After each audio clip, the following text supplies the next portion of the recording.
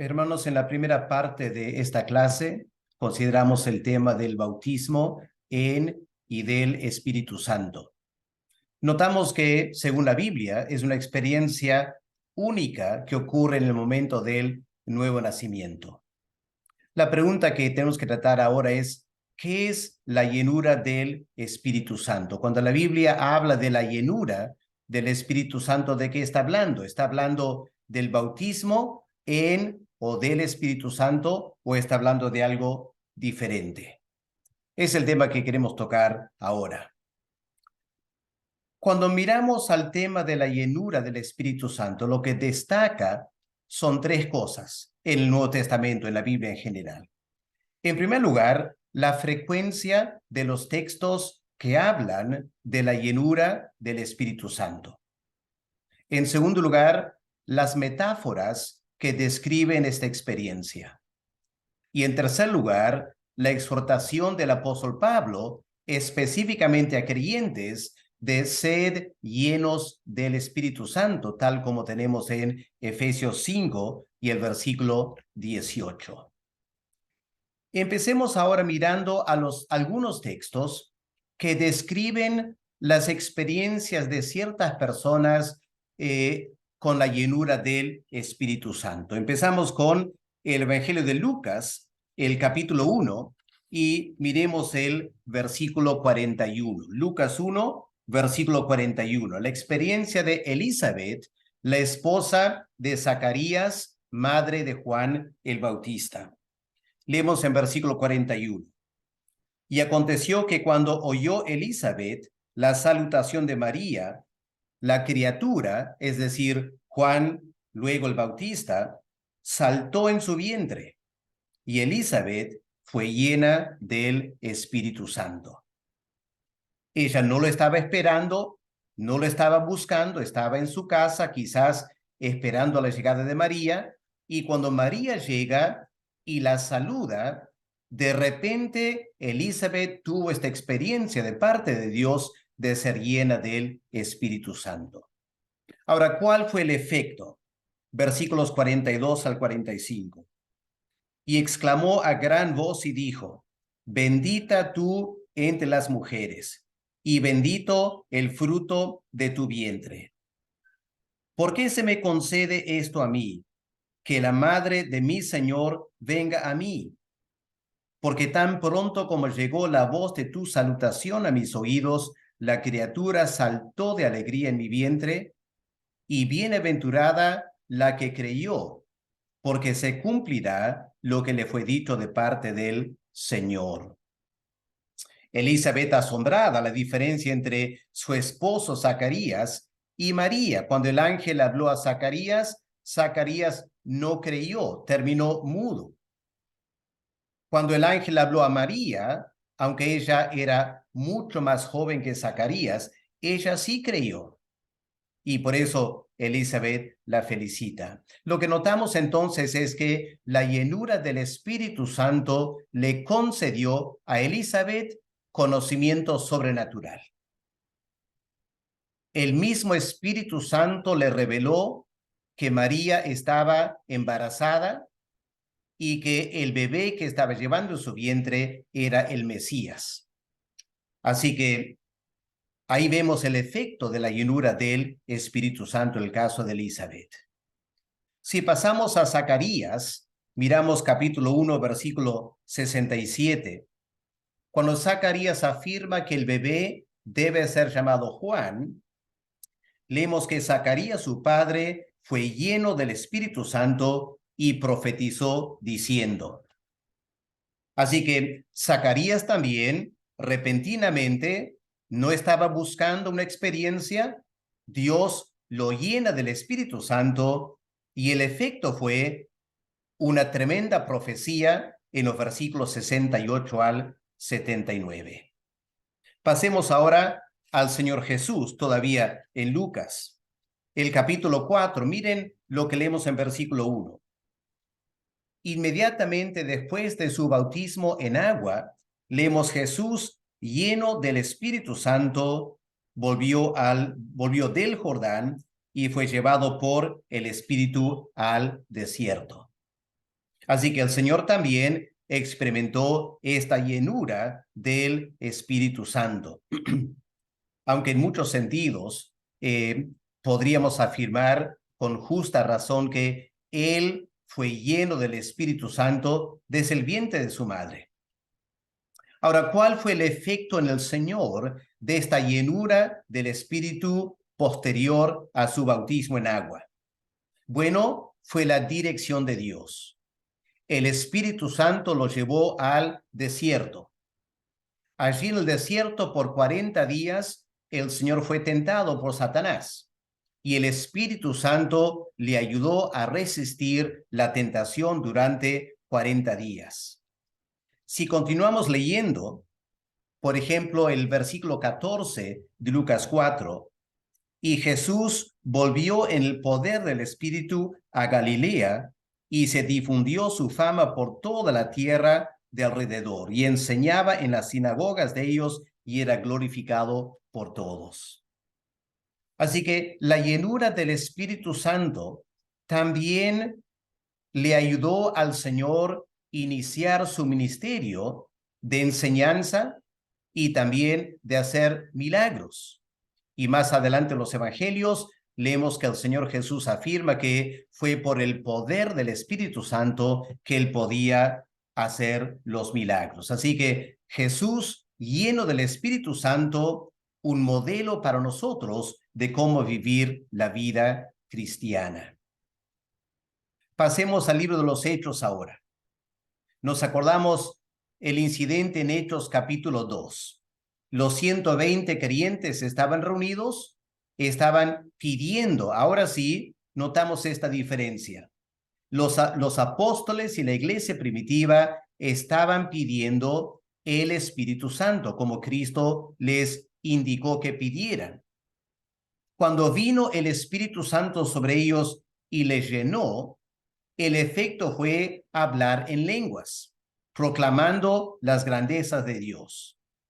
Y luego el Espíritu Santo inspiró a Pedro a predicar poderosamente las Escrituras, interpretando pasajes del Antiguo Testamento que seguramente antes no entendía muy bien. Y luego del versículo 42 al 47, vemos cómo el Espíritu Santo transformó la vida no solo de los 120, sino de todos los creyentes para iniciar la iglesia en la ciudad de Jerusalén. Ahora, en este caso tenemos algo interesante que debemos notar. Si miramos Hechos 1, el versículo 5, escuchemos lo que el Señor Jesús dice aquí. Porque Juan ciertamente bautizó con agua, mas vosotros seréis bautizados con, o mejor, como hemos notado, en el Espíritu Santo dentro de no muchos días. Así que el Señor claramente enseña que los apóstoles todavía no habían sido bautizados en el Espíritu Santo. Según la primera parte del estudio, eso da a entender que no habían experimentado la regeneración en el sentido completo de la palabra. Habían pasado 3 años con Cristo, habían aprendido muchas cosas, pero el Espíritu Santo había estado con ellos, pero no estaba en ellos. Les faltaba esta experiencia del bautismo en el Espíritu Santo. Y el Señor promete que va a pasar de aquí a unos cuantos días, a lo menos del momento que Él está hablando. Y ese bautismo en el Espíritu Santo obviamente ocurrió en Hechos 2. Así que aquí tenemos una situación interesante en la cual el bautismo en el Espíritu Santo y la experiencia de la llenura del Espíritu Santo para ellos ocurrió en el mismo momento. Eso no siempre va a pasar, pero pasó en ese momento según el análisis del texto bíblico. Pasemos ahora a Hechos 4, el versículo 8. Obviamente, a partir de Hechos 2, el apóstol Pedro ya tiene el bautismo en el Espíritu Santo. Obviamente también ha sido bautizado por el Espíritu Santo en el cuerpo místico de Cristo. Pero ahora en Hechos 4, versículo 8, leemos esta expresión acerca de Pedro. Entonces Pedro, lleno del Espíritu Santo, les dijo. Claramente una experiencia posterior a Hechos 2. No leemos que Pedro fue bautizado otra vez en el Espíritu Santo. Lo que leemos es que Pedro fue lleno otra vez del Espíritu Santo. Esto nos orienta a de que aunque el bautismo va a ser una experiencia única, la llenura puede ser una experiencia que se repite 2, 3 o cuantas veces el Espíritu Santo querrá hacerlo en nosotros, y como vamos a ver más adelante, nosotros busquemos esa llenura. Ahora, en Hechos 4, ¿cuál fue el efecto de la llenura del Espíritu Santo en Pedro? Si leemos versículos 9 al 13, el efecto fue testificar con denuedo ante las autoridades. En Hechos 2, Pedro predica en el templo. Había un ambiente tranquilo para predicar. En Hechos 4, estaban delante del Sanedrín. Había hostilidad contra Pedro. Y ahí el Espíritu Santo lo llena y le da denuedo para predicar. Continuando en ese capítulo, llegamos al versículo 31 y encontramos que los creyentes en Jerusalén tuvieron la misma experiencia. Hechos 4:31. Cuando hubieron orado, el lugar en que estaban congregados tembló, y todos fueron llenos del Espíritu Santo y hablaban con denuedo la palabra de Dios. Así que aquí, parecido a Hechos, todos fueron llenos del Espíritu Santo. Ahora, noten algo interesante. Dice el versículo 31, cuando hubieron orado. Pregunto, ¿qué estaban pidiendo? ¿Estaban pidiendo una experiencia espiritual?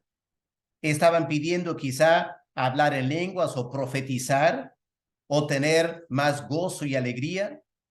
No, si leemos la oración a partir del versículo 24 en adelante, estaban pidiendo denuedo para poder seguir predicando el evangelio en ese contexto de persecución.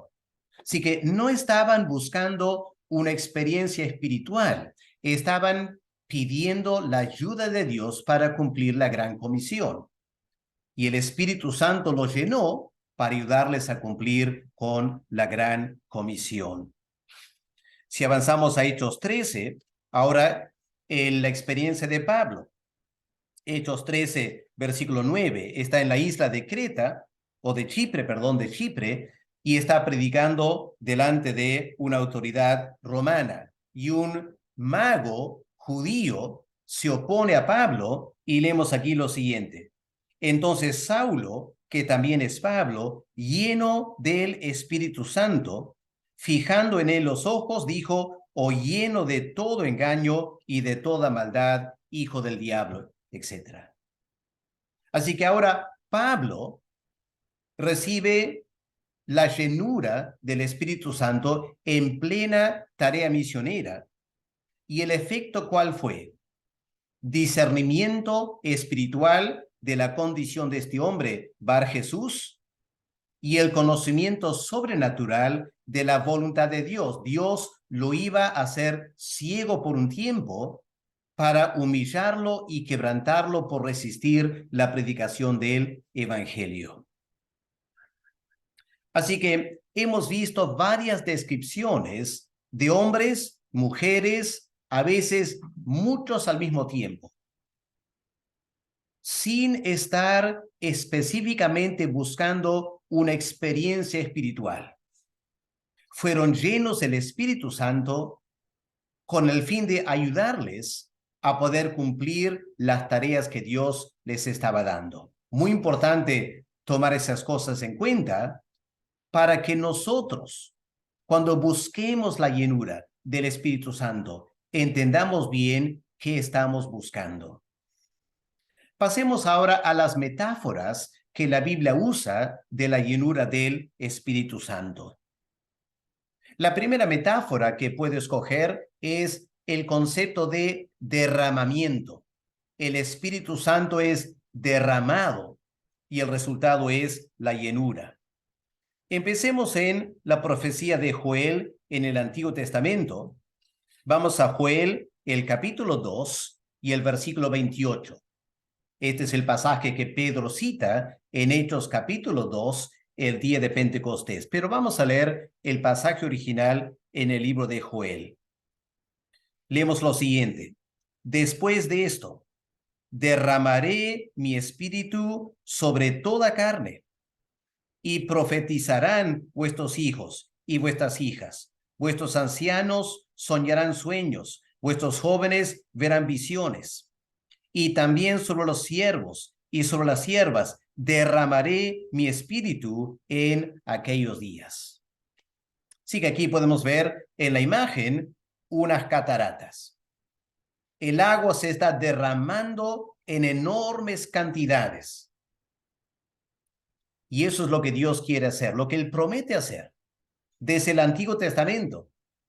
Cuando venga el Mesías y se establezca el nuevo pacto, el pueblo del nuevo pacto no solo tendrá la experiencia del bautismo en el Espíritu Santo, sino un derramamiento del Espíritu Santo, con tremenda efusión del Espíritu para llenar completamente las personas, los creyentes. Miremos Isaías, el capítulo 32 y el versículo 15. ¿Qué leemos aquí? Estas profecías del Antiguo Testamento, Isaías 32, versículo 15. Dice, hasta que sobre nosotros sea derramado el Espíritu de lo alto, y el desierto se convierta en campo fértil, y el campo fértil sea estimado por bosque. Imagínese un desierto. Nada está creciendo. Puedes llevar unas cuantas jarras de agua y derrama esas cuantas jarras de agua en el desierto y pregunta, ¿qué va a pasar? Dentro de unos cuantos minutos, si hay sol, el agua se va a evaporar y nada pasará en el desierto con unas cuantas jarras de agua. Pero Dios aquí promete derramar del Espíritu Santo en tal manera que no solo el desierto se va a convertir en campo fértil. Piensen en la cantidad de agua que eso lleva. Cambiar un desierto en campo fértil para que crezcan las cosechas. Pero luego dice, y ese campo fértil, por la abundancia de agua, la metáfora para el Espíritu Santo, se va a convertir en un bosque, como una selva. En la selva los árboles crecen enormemente. ¿Por qué? Porque llueve tanto.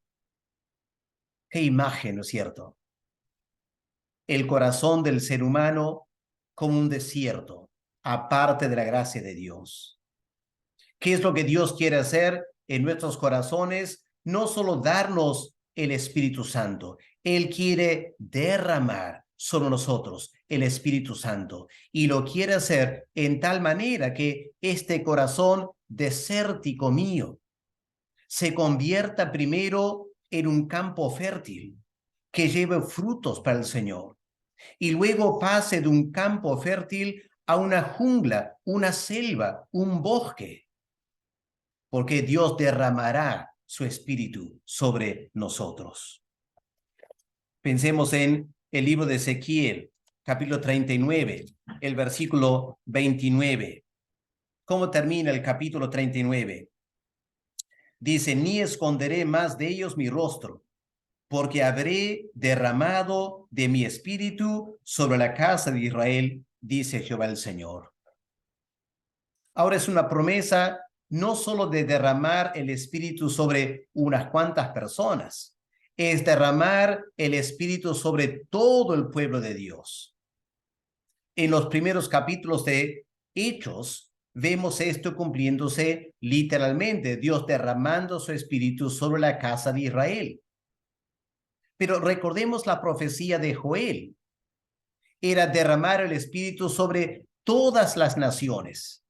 Y cuando Pablo empieza a predicar en ciudades como Corinto, Tesalónica, Efesios, el apóstol Pablo empieza a ver este derramamiento del Espíritu Santo sobre gentiles. Y por 2000 años es lo que Dios viene haciendo. Él ha prometido derramar su espíritu sobre judíos y gentiles. Y terminamos esta muestra de textos, porque hay muchos más que uno podía citar. Zacarías 12, el versículo 10. Otra vez tenemos la palabra aquí, el verbo derramar. Derramaré sobre la casa de David y sobre los moradores de Jerusalén un espíritu de gracia y de oración. Y mirarán a mí a quien traspasaron y llorarán, como se llora por hijo unigénito, afligiéndose por él como quien se aflige por el primogénito.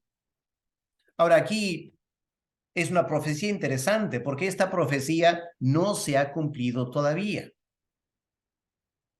Después de la predicación inicial en Jerusalén, Dios permitió un endurecimiento en el corazón de los judíos. Y Dios, a partir de ese momento, la segunda mitad del primer siglo, Dios empezó a derramar su espíritu mayormente sobre gentiles. Y los judíos, a través de 2000 años, muy pocos se han convertido. Pero el apóstol Pablo indica en Romanos 11 que acercándonos al fin de los tiempos, Dios otra vez va a derramar su espíritu sobre judíos para que una enorme cantidad de judíos sean salvos. Romanos capítulo 11, versículo 25. Y aquí tenemos la base profética del Antiguo Testamento. Llegará un día, dice el Señor, que la nación de Israel mirarán al Mesías, al que crucificaron, y van a quebrantarse, y van a llorar, y se van a arrepentir, porque Dios va a derramar su espíritu sobre los judíos. Así que tenemos estos pasajes tan importantes en el Antiguo Testamento que prometen un derramamiento espiritual. Quiero que noten también Isaías 44 y el versículo 3.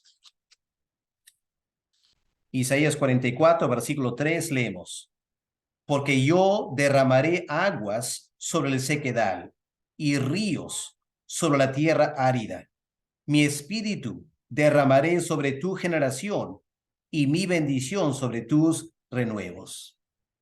Sí que interesante aquí porque Dios promete derramar el Espíritu Santo en tal manera que ese espíritu cual agua no simplemente penetra la tierra para producir fruto, sino que hay tanta abundancia de agua que corre por la superficie formando ríos enormes, llevando aguas a otros lugares para producir fruto espiritual en otros lugares también. Hablando en esta manera poética de la extensión del evangelio por toda la tierra que estamos viendo en este tiempo. Y si miramos también Isaías 35, versículos 6 y 7, leemos el resultado del derramamiento del Espíritu Santo. El cojo saltará como un ciervo y cantará la lengua del mudo, porque aguas serán cavadas en el desierto y torrentes, estos ríos, en la soledad. El lugar seco se convertirá en estanque de agua, el sequedal en manaderos de aguas. Qué hermosa promesa, ¿no es cierto, hermanos? A Israel con tanta aridez espiritual, esa viña del Antiguo Testamento, esa vid que no produjo fruto por la falta del Espíritu Santo. La promesa es que en los últimos tiempos Dios no solo va a dar el Espíritu, va a derramar el Espíritu. Claro, por muchos años los judíos pensaban que eso se iba a cumplir exclusivamente en Israel, pero a partir de Pentecostés nos damos cuenta que el plan de Dios era derramar su espíritu sobre todas las naciones. Y hermanos, espero que capten que esta descripción y esta metáfora del derramamiento del Espíritu Santo, ¿qué indica? Que Dios solo quiere darme un poquito del Espíritu, goteando en mi vida para mantener mi vida espiritual sin morir. No, hermanos. El plan de Dios es derramar su Espíritu sobre nosotros, en tal manera que nuestras vidas florezcan, produzcan abundante fruto. Y Dios quiere derramar tanto su Espíritu en nosotros que fluye de nosotros ríos de bendición a la gente que nos rodea. Y vamos llevando el Evangelio a las naciones. Hermanos, este es el plan de Dios. No buscar experiencias espirituales, individuales, hablar lenguas, profetizar, sanar. Claro, eso puede darse según la voluntad de Dios, pero no es lo que debemos estar buscando. Lo que debemos estar buscando es este derramamiento espiritual para producir fruto para el Señor Jesús y llevar el Evangelio a las naciones. Pensemos ahora en otra metáfora. El templo del Espíritu Santo. Si miramos 1 Corintios, el capítulo 6, el versículo 19. Escuchemos estas palabras de Pablo. ¿O ignoráis que vuestro cuerpo es templo del Espíritu Santo, el cual está en vosotros, el cual tenéis de Dios, y que no sois vuestros? Lo que Pablo está diciendo aquí es que el creyente es una persona en quien Dios el Padre, a través del Señor Jesucristo, ha concedido la presencia del Espíritu Santo. Cada creyente, su cuerpo es un templo del Espíritu Santo. Y luego Pablo dice, por eso no nos pertenecemos a nosotros mismos. Tenemos un nuevo dueño. El Espíritu Santo está en nosotros. Él es el dueño del templo. Y obviamente cuando el Espíritu Santo está en posesión del templo, lo que el Espíritu Santo quiere hacer es llenar cada rincón del templo con su presencia y su poder. Ahora, ¿cómo lo hacen? Les hago recordar la experiencia de Israel en el libro de Éxodo. ¿Se acuerdan cómo Dios se manifestó en su gloria en el monte Sinaí? Y luego Dios dio a Moisés toda la ley ceremonial, que incluía el tabernáculo, los altares, los sacrificios y el lugar santísimo. ¿Y qué leemos al fin del capítulo 40 del libro de Éxodo? Cuando todo estaba listo, cuando el sumo sacerdote había sido purificado y consagrado, y los sacerdotes habían sido purificados y consagrados, y todos estaban vestidos como debían vestirse, y sabían los sacrificios que había que sacrificar. Y el tabernáculo había sido erigido exactamente como Dios quería. ¿Se acuerdan lo que pasó? La gloria de Dios bajó del monte Sinaí y llenó el tabernáculo. No un rincón del tabernáculo.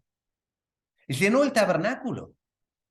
En tal manera que Moisés no podía entrar al tabernáculo, y el libro de Levítico empieza con Moisés afuera del tabernáculo y Dios en el tabernáculo hablando a Moisés.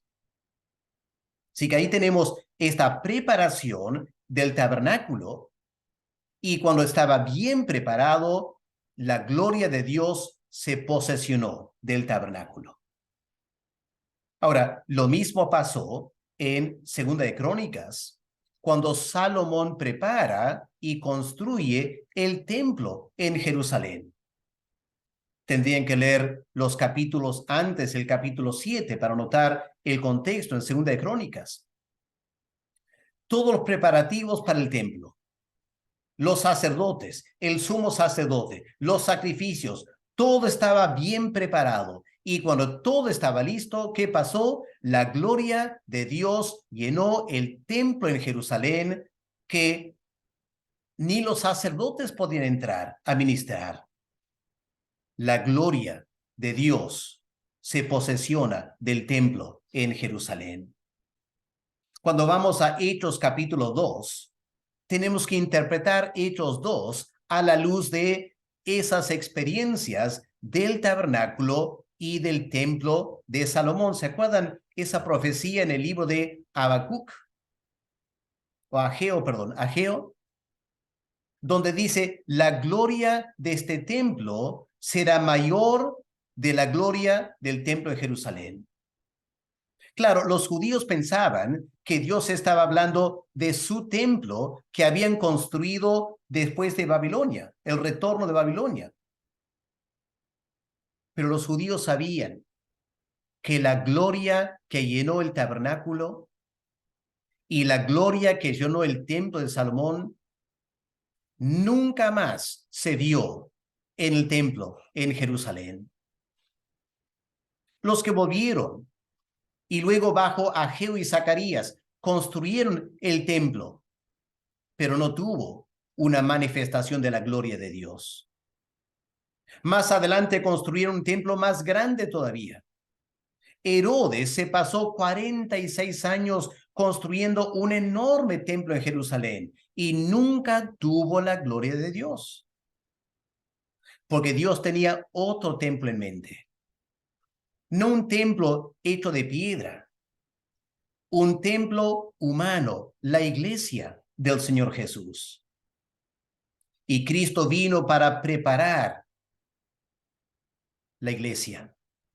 Entregó su vida por la iglesia, murió por ella, resucitó por ella, ascendió a la diestra del Padre, presentando su sangre a favor de la iglesia. Y cuando Cristo había preparado todo, Hechos 2, el Espíritu Santo llena la iglesia, los 120, y se empieza a cumplir esa profecía del Antiguo Testamento, que la gloria del templo final será mayor que la gloria del templo o el tabernáculo de Salomón y de Moisés. Y hermanos, podemos captar, este es el gran privilegio que tenemos en el nuevo pacto como iglesia del Señor Jesús. Y lo que es cierto de toda la iglesia es cierto también de cada creyente. En Hebreos 9, yo les animo, lean lentamente Hebreos 9, versículos 1 al 12. Y van a captar ahí la idea de la preparación de todas las cosas para que la gloria llegara al tabernáculo. Y hermanos, cada creyente pasa por esta experiencia. Dios empieza a manifestar a pecadores. Tiene que convencerles de pecado. Tiene que darles fe en el Señor Jesús. Tiene que haber arrepentimiento. Tiene que haber convicción de Cristo es el Salvador. Y a través de ese proceso, el Espíritu Santo va preparando el corazón del pecador, limpiando ese corazón, regenerando ese corazón. Y cuando todo está listo, ¿qué hace el Espíritu Santo? Viene sobre esa persona y lo convierte en el templo del Espíritu Santo, derramando su presencia en nosotros, queriendo llenar cada rincón de nuestras vidas. Qué fabuloso, ¿no es cierto, hermanos? Esta es la vida cristiana. Esto es lo que Dios quiere hacer con cada uno de nosotros. Si tan solo pudiéramos entender, si el Espíritu Santo nos diera entendimiento espiritual de lo magnífico que es la vida cristiana, el creyente como templo del Espíritu Santo. Finalmente, la metáfora de una fuente de agua.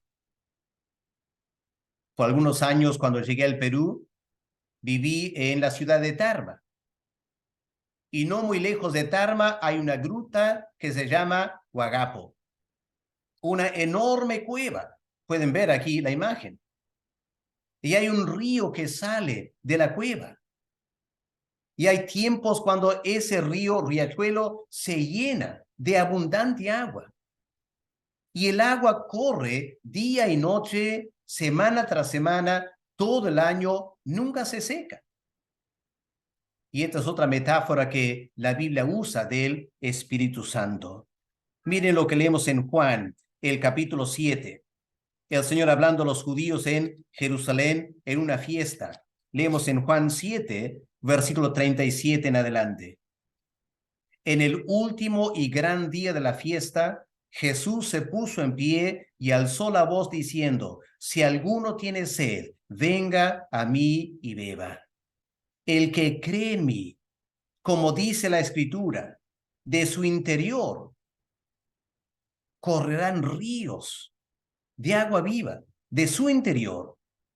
Esto dijo del Espíritu que habían de recibir los que creyesen en él, pues aún no había venido el Espíritu Santo, porque Jesús no había sido aún glorificado. Pero hermanos, esto es lo que Dios quiere hacer. Aquí está la llenura del Espíritu Santo. Dios derrama su Espíritu en la vida de hombres y mujeres sedientos, áridos, secos. Primero, la aridez de una vida de pecado alejado de Dios. Pero luego, como creyentes, a veces también pasamos por momentos de aridez espiritual, sequedad del alma, por varias razones. Y hay momentos que el creyente siente una gran necesidad de beber del Espíritu Santo. Y aquí está la promesa vinculada con la llenura. El que tiene sed, beba, y de su interior van a fluir ríos de agua.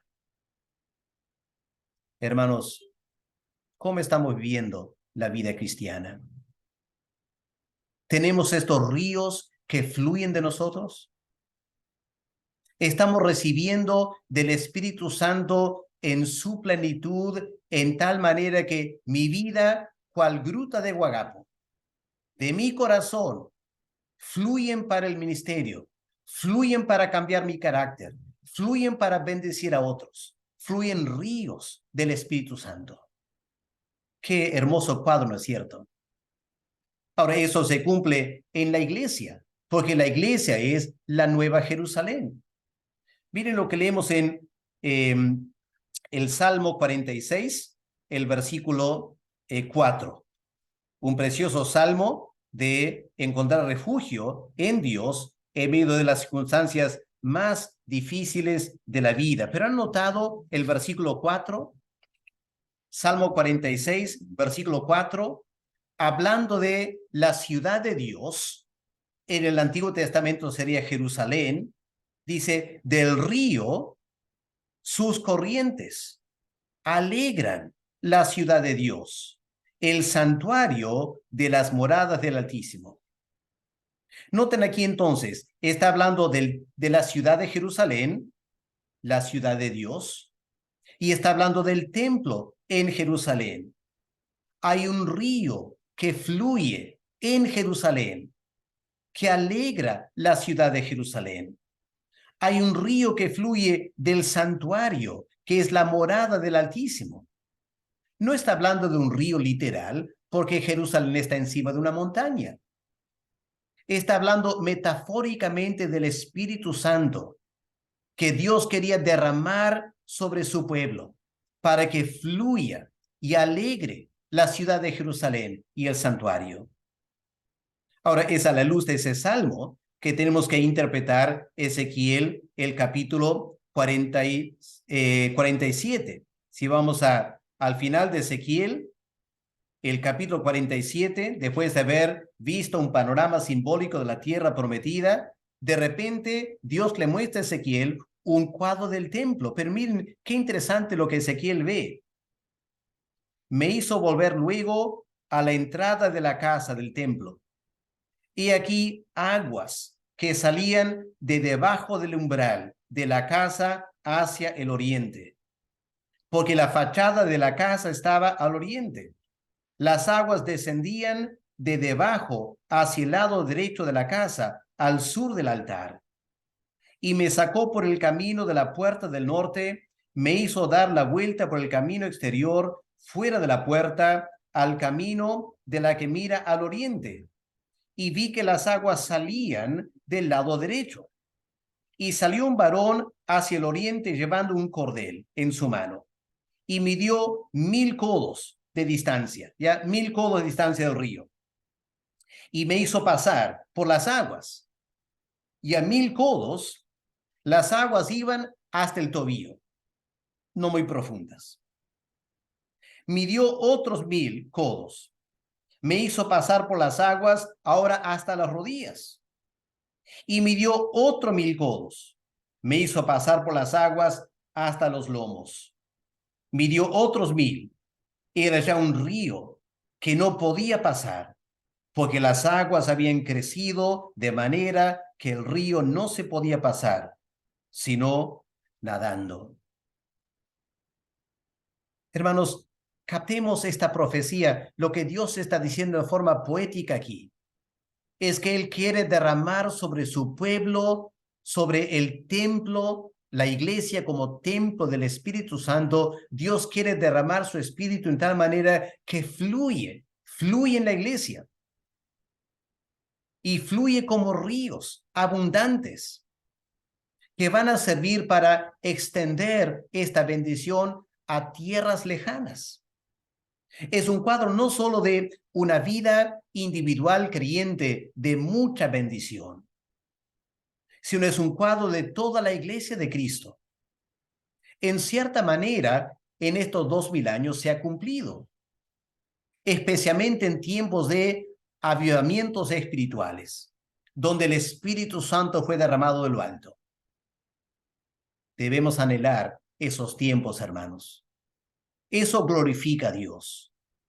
Cuando el creyente y la iglesia estamos llenos del Espíritu Santo, en tal manera que fluyen de nosotros, colectiva e individualmente, la plenitud del Espíritu Santo. Hermanos, la tierra seca va a reverdecer.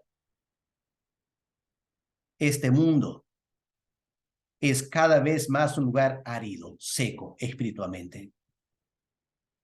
Tristemente, eso contagia a la iglesia, al creyente. Nos vemos áridos también. Pero no es necesario vivir así. El plan de Dios es otro. El plan, las promesas del Antiguo Testamento era un derramamiento para que el templo, la iglesia, el creyente como templo del Espíritu Santo, fluyan ríos de agua viva. Dios nos ayude a captar estas descripciones y metáforas para que tengamos una visión de lo que Dios quiere hacer a través de nosotros. Ahora llegamos a la exhortación de Pablo. Ahora creo que recién vamos a entender lo que Pablo escribe en Efesios capítulo 5 y el versículo 18. ¿Y por qué Pablo dice estas cosas? Pablo dice, Efesios 5, 18, no os embriaguéis con vino, en lo cual hay disolución. Antes bien, sed llenos del Espíritu Santo. Pablo está diciendo, ustedes son creyentes. Ustedes son la iglesia del Señor Jesús. Dios ha derramado el Espíritu sobre la iglesia. Dios les ha dado a ustedes el Espíritu Santo.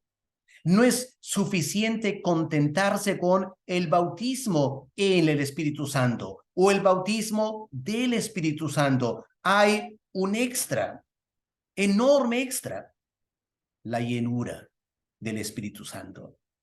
Esa es nuestra responsabilidad. Dios se encarga del bautismo en el Espíritu Santo. Cristo se encarga de ese bautismo. El Espíritu Santo se encarga de su bautismo cuando nos sumerge en el cuerpo místico de Cristo, pero la llenura del Espíritu Santo, esa es mi responsabilidad. Yo debo obedecer a Dios cada día siendo lleno del Espíritu Santo. Ahora, para entender esto, permítame analizar un detalle. Aquí podemos ver una persona, ¿no es cierto? A la izquierda y a la derecha tenemos una casa.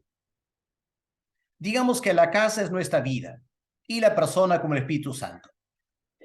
Pregunto, ¿podría la casa tener la mitad de la persona? Piensen. ¿Podemos cortar esta persona en dos partes y poner la mitad en la casa y la mitad afuera? No, eso no es posible, porque es una persona. Y hay solo una de dos condiciones. O la persona está en la casa, totalmente en la casa, o la persona no está en la casa. No puedes tener 10% de la persona o 20% de la persona. O la tienes en la casa o la persona no está en la casa, porque es una persona. Hermanos, el Espíritu Santo es una persona. Él está o no está en nuestro corazón. Si no somos creyentes, el Espíritu Santo no está en nuestro corazón, en absoluto. Si somos creyentes, el Espíritu Santo está en nosotros en su totalidad.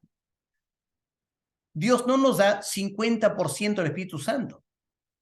Nos da la totalidad del Espíritu Santo. Pero pensemos en lo siguiente. ¿Pueden ver esta imagen? Digamos, es un corredor en esa casa que acabamos de ver. ¿Qué tiene este corredor? Tiene puertas. ¿Cómo están las puertas? Cerradas. ¿La persona puede entrar a esos cuartos con la puerta cerrada? Obviamente que no. Y aquí está el problema con muchas vidas cristianas. El Espíritu Santo está en nosotros. Somos templo del Espíritu Santo. Pero el Espíritu Santo no tiene todo nuestro corazón. Permitimos entrar a la casa de nuestro corazón, pero tenemos muchísimas puertas cerradas. Y por lo tanto, el Espíritu Santo no puede caminar por toda la casa. Tenemos a todo el Espíritu Santo en nosotros, pero el Espíritu Santo no nos tiene a nosotros por completo.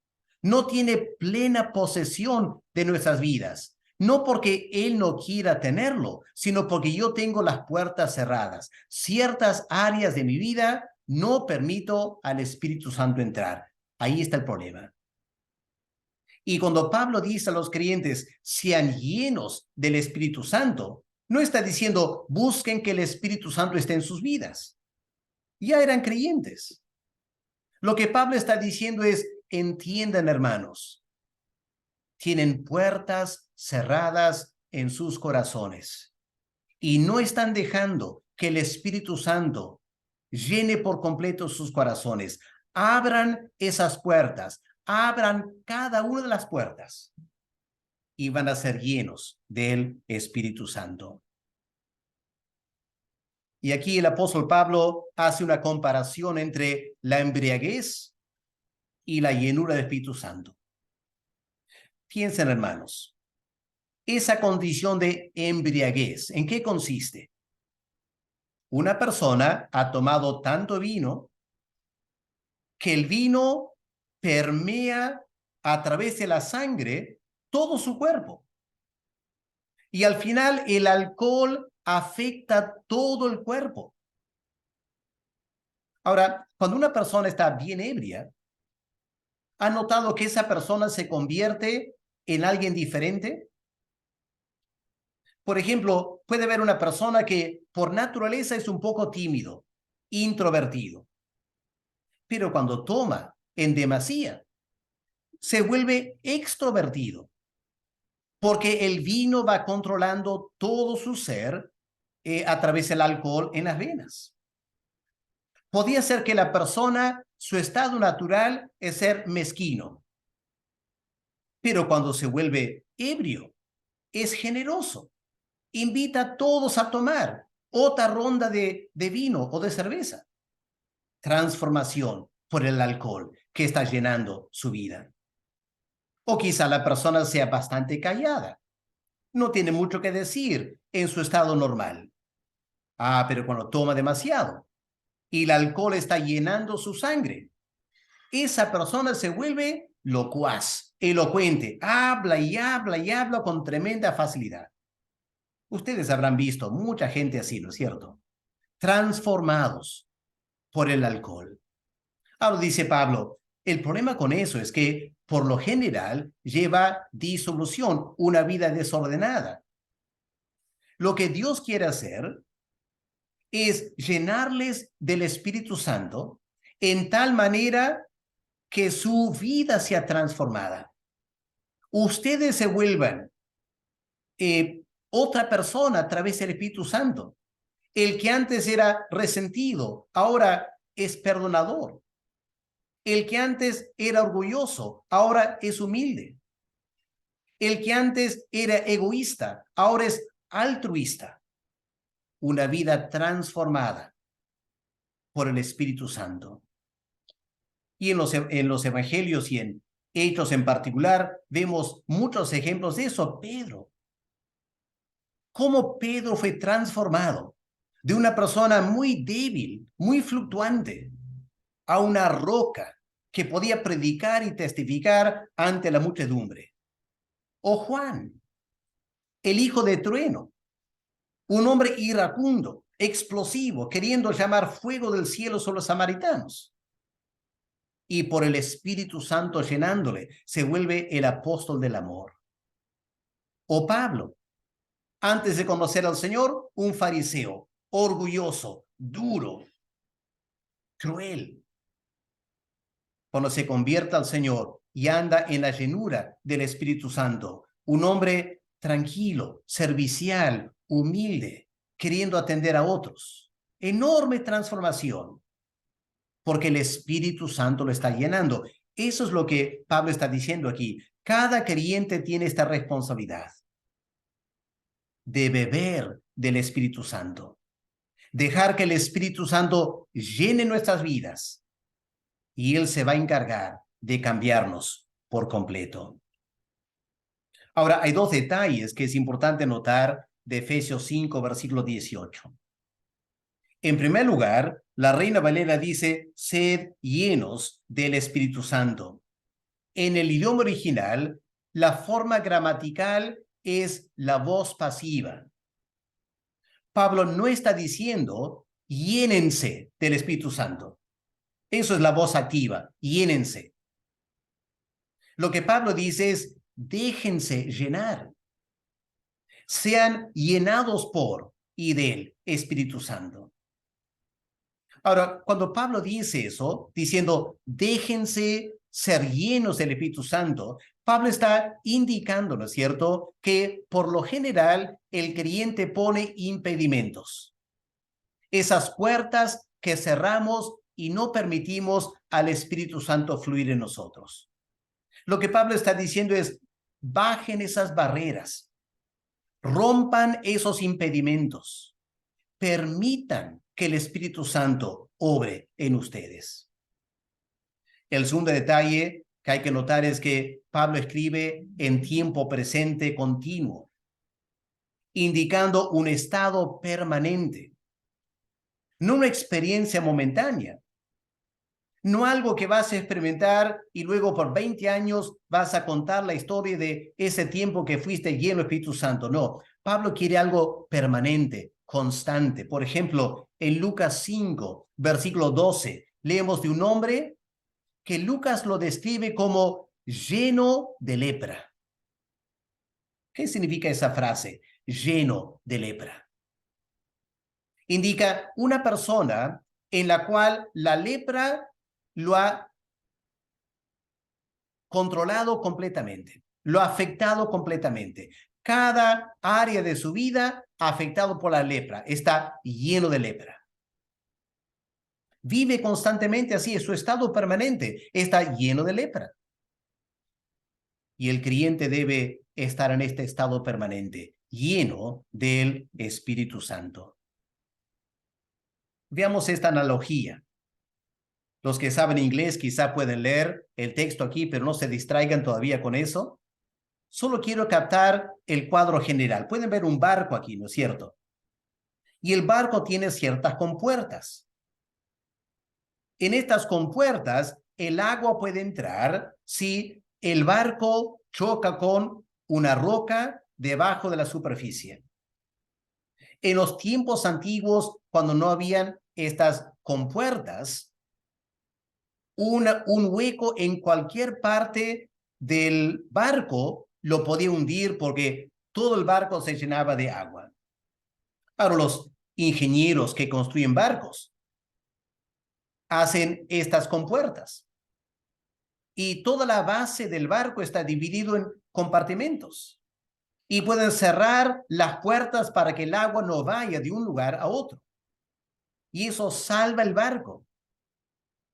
Miren aquí la imagen a la derecha. ¿Qué pasa cuando las compuertas están abiertas? Ya cuando están abiertas. El agua entra por un hueco y empieza a llenar toda la barca hasta que al final la barca se hunde. ¿Por qué? Porque las compuertas están abiertas. Ahora, tomemos esta analogía, vamos a invertir un poquito la cosa. Cuando somos convertidos, ¿qué pasa? El Espíritu Santo, Cristo nos sumerge, nos bautiza en el Espíritu Santo. Pero por lo general, ese pecador recién convertido tiene tantas áreas de su vida no rendidas a Cristo, porque no entiende todavía la vida cristiana. Así que Cristo lo sumerge en el Espíritu Santo y como las compuertas están cerradas, la persona flota otra vez. Y demasiados cristianos estamos flotando en el Espíritu Santo. Estamos flotando en el Espíritu porque tenemos tantas áreas de nuestras vidas cerradas al Espíritu Santo que nunca estamos llenos del Espíritu Santo. El proceso de la santificación, lo que Dios quiere hacer con nosotros, a donde Pablo va con esta exhortación, sed llenos del Espíritu Santo, Pablo está diciendo, abran las compuertas de su vida al Espíritu Santo. Dejen al Espíritu Santo controlar esa área de tu vida. Y lo que Pablo está queriendo dar a entender, aunque usa otra analogía, es que si tú dejas que el Espíritu Santo fluya por todas las áreas de tu vida, vas a terminar hundiéndote en el Espíritu Santo totalmente lleno del Espíritu. Y esa es la vida del creyente. Cristo nos bautiza en el Espíritu Santo. Es cierto, recibimos al Espíritu en nuestras vidas, pero porque tenemos tantas compuertas cerradas, no dejamos al Espíritu Santo fluir en nuestras vidas. Y por eso andamos flotando en la vida cristiana, flotando en el Espíritu, no llenos del Espíritu Santo. Espero que están captando la analogía y Dios se encargará de hablarnos de lo que tiene que cambiar en nuestras vidas. Pero hermanos, qué lindo sería que podamos dejar que nuestras vidas se llenen del Espíritu Santo. Y ya no estamos flotando en la superficie del Espíritu. Estamos viviendo en la llenura del Espíritu Santo. Ahora entendamos bien que nuestras vidas son muy complejas, como dije en la primera clase. Tenemos tantas áreas de nuestras vidas. El uso de nuestro tiempo, el uso del dinero, la profesión que tenemos, la vida familiar, los hijos, cómo nos llevamos con los vecinos, qué hacemos en nuestro tiempo libre, y uno podía catalogar una casi infinita número de áreas de nuestras vidas. Y cada área de nuestras vidas, como este robot, necesita ser abierta, estar abierta al Espíritu Santo. Y solo estaremos llenos del Espíritu cuando logramos abrir estas compuertas de nuestras vidas y dejar que Él inunda nuestro ser. No es fácil, porque muchas de esas áreas de nuestras vidas están relacionadas con nuestros tres grandes enemigos: la carne, el mundo y Satanás. Y entre esos tres enemigos logran cerrar muchas áreas de nuestras vidas. ¿Qué tenemos que hacer? Tenemos que ir a la cruz del Calvario. Tenemos que morir a nuestra carne, morir al mundo, morir a Satanás, para que recién experimentemos la llenura del Espíritu Santo. Recordemos lo que Pablo dice en Gálatas 2, versículo 20. Con Cristo estoy juntamente crucificado. Ya no vivo yo. Cristo, el Espíritu de Cristo, vive en mí. Y lo que ahora vivo en la carne, lo vivo en la fe del Hijo de Dios, el cual me amó y se entregó a sí mismo por mí.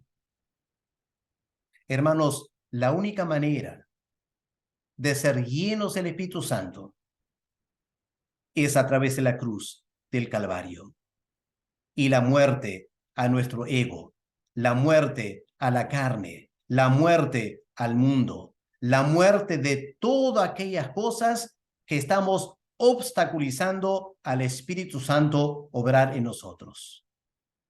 Obviamente, necesitamos que el Espíritu Santo nos ilumine y nos muestre esas áreas de nuestras vidas que Él quiere controlar todavía. Sería una gran cosa que el Señor nos hable como creyentes, como pastores, como líderes, y permitamos que el Espíritu Santo obre en cada área de mi vida. Y así vamos a gozar la llenura del Espíritu Santo. Llegamos a la conclusión entonces. Hermanos, no estamos hablando solo de experiencias excepcionales. Estamos hablando de lo que debe ser el estado normal del creyente. Cuando la iglesia primitiva en Hechos 6 estaba buscando hombres para atender a las mesas, para servir el almuerzo a las viudas, ¿qué querían? Hombres llenos del Espíritu Santo. Para una tarea aparentemente sencilla, pero querían hombres en quien el Espíritu Santo estaba obrando con total libertad. Esta es la condición normal de todo creyente, a lo menos lo que debe ser. Y hermanos, esa es nuestra responsabilidad. Si se quiere, yo controlo eso. No voy al Señor esperando que Él haga algo para mí. No, Pablo dice a los Efesios, ustedes tienen esta responsabilidad. Déjense llenar por el Espíritu Santo. Esa es su responsabilidad. Obviamente es un proceso que va a durar toda nuestra vida, ¿no es cierto? En la medida que vamos madurando y creciendo como creyentes, el Espíritu Santo se encarga de hablarnos de otras áreas de nuestras vidas que no están rendidas todavía.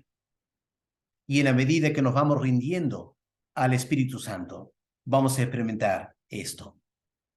Por supuesto, hay muchos altibajos, porque a veces lo que pasa en la vida cristiana es que cerramos repentinamente algún área de mi vida al Espíritu Santo. No quiero que lo controle. Y claro, cuando eso pasa, yo pierdo la llenura. Así que el creyente tiene altibajos, momentos que abre su corazón al Espíritu Santo y momentos que cierra su corazón al Espíritu Santo. Dios nos ayude a poder abrir más que cerrar al Espíritu Santo. Todo tiene que ver con nuestra obediencia al Señor. Cada decisión de obedecer promueve la llenura del Espíritu Santo. Escuchen Proverbios 1, el versículo 23. ¿Qué leemos en Proverbios 1, 23? Volveos a mí, reprensión. He aquí, yo derramaré mi espíritu sobre vosotros. ¿Qué está diciendo? Vuelvan a mí, reprensión. A veces Dios tiene que reprendernos. Él tiene que corregirnos. Algún área de desobediencia en mi vida. Y Dios tiene que corregir esa desobediencia. Y cada decisión de obedecer a Dios promueve la llenura. Él promete derramar su espíritu cuando respondemos a su corrección. La contraparte es cuando desobedecemos, perdemos la llenura. Cada decisión de desobedecer al Señor, aunque sean cosas aparentemente muy triviales, perdemos la llenura. Escuchemos Hechos 5, versículo 32. Y nosotros somos testigos suyos de estas cosas, y también el Espíritu Santo. Y noten ahora lo que dice: el cual ha dado Dios a los que le obedecen. Dios da su espíritu a los que le obedecen. En primer lugar, los que le obedecen respondiendo al Evangelio, arrepentiéndose de sus pecados y convirtiéndose al Señor. Ahí es el primer acto de obediencia. Eso nos da el bautismo en y del Espíritu Santo. Pero luego hay todo un proceso de la vida cristiana de obedecer y obedecer. Y cuanto más obedecemos, más experimentamos la llenura del Espíritu Santo. Ahora, en este proceso pueden haber momentos de crisis. En Hechos 2 había esta crisis entre comillas. Una crisis es cuando tenemos una experiencia dramática. De repente Dios nos confronta, Dios nos habla. Tenemos un encuentro dramático con el Señor, una experiencia con el Señor de arrepentimiento, obediencia, iluminación espiritual, lo que sea. Y muchas veces ese momento de crisis espiritual es acompañado por una manifestación sobrenatural del Espíritu Santo. Hablar en lenguas, profetizar, hacer un milagro. Pero no debemos buscar las experiencias. Es un gran error buscar experiencias, porque las experiencias te pueden engañar. Lo que debemos buscar es la llenura. Y cuando Dios nos llena, Él va a decidir qué experiencias nos quiere dar. No exijamos de Dios experiencias. Dejemos que Dios me dé las experiencias que Él quiere darme. Y va a ser diferente para diferentes creyentes. No tratemos de copiar a otros. Simplemente rindámonos al Señor. Obedezcamos al Señor. Busquemos la llenura del Espíritu Santo y dejemos que el Espíritu Santo se manifieste en la forma que Él quiera hacerlo. Lo más importante de todo es que la llenura del Espíritu Santo va a producir la imagen de Cristo en nosotros. Es lo que a Dios le interesa mucho más que hablar en lenguas o hacer milagros o profetizar. Que no tiene sentido hablar en lenguas y profetizar y tener una vida carnal como los corintios. Debemos buscar la llenura, más que nada, para que la imagen de Cristo se vea en nosotros. El Padre se alegrará tremendamente viendo aquí en la tierra creyentes cada vez más semejantes al Señor Jesús. El Espíritu Santo es el Espíritu de Cristo. El creyente que tiene el Espíritu Santo en su plenitud tendrá la imagen de Cristo en su vida personal. Y en segundo lugar, la llenura del Espíritu Santo es para cumplir la gran comisión. Vemos eso desde Hechos 2. Debemos buscar la llenura para poder predicar con más eficacia el Evangelio, tener más autoridad, más libertad para predicar, más poder en la predicación, más unción en la predicación. Hermanos, ese es el propósito de Dios en darnos la llenura del Espíritu Santo. Así que terminamos esta segunda clase este día. Hemos hecho una comparación entre el bautismo en y del Espíritu Santo y la llenura. Hemos visto que son cosas muy diferentes. El bautismo en el Espíritu es lo que Cristo hace en nuestra conversión cuando nos da la nueva naturaleza y nos concede el Espíritu Santo. El bautismo del Espíritu Santo es lo que el Espíritu Santo hace colocándonos en el cuerpo de Cristo para que activemos como miembros del cuerpo de Cristo. Esas dos cosas ocurren en el momento del nuevo nacimiento. En ese momento también puede darse la llenura.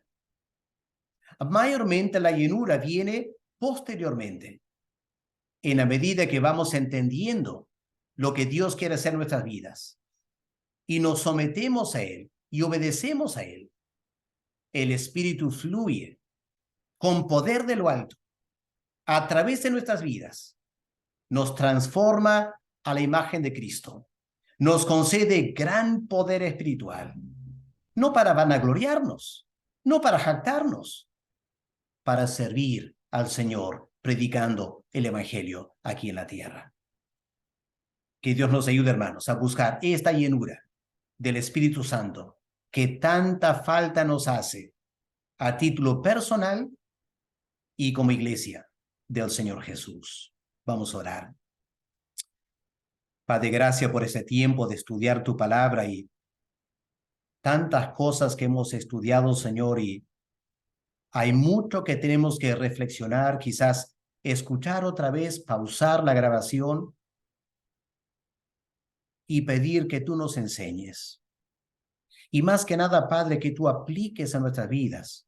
Muéstranos áreas de nuestras vidas que hemos cerrado al Espíritu Santo. Concédenos la gracia para dejar que Él fluya en nosotros. Y en esa manera, Padre, vamos a poder vivir vidas llenas del Espíritu Santo, produciendo mucho fruto espiritual, trayendo gloria a tu nombre y agradándote, porque permaneciendo en Cristo, llevamos mucho fruto y cumplimos tu plan para nuestras vidas aquí en la tierra. Sigue hablándonos, Señor, te pedimos, y danos corazones rendidos a ti. En el nombre del Señor Jesús te lo pedimos. Amén. Así que, hermanos, tienen libertad ahora para hacer sus preguntas. Hágame llegar antes del sábado para que el sábado mismo yo pueda grabar un video con respuestas a sus preguntas y el otro lunes ya avanzamos con la tercera clase. Que Dios le bendiga, mis queridos hermanos, el Señor.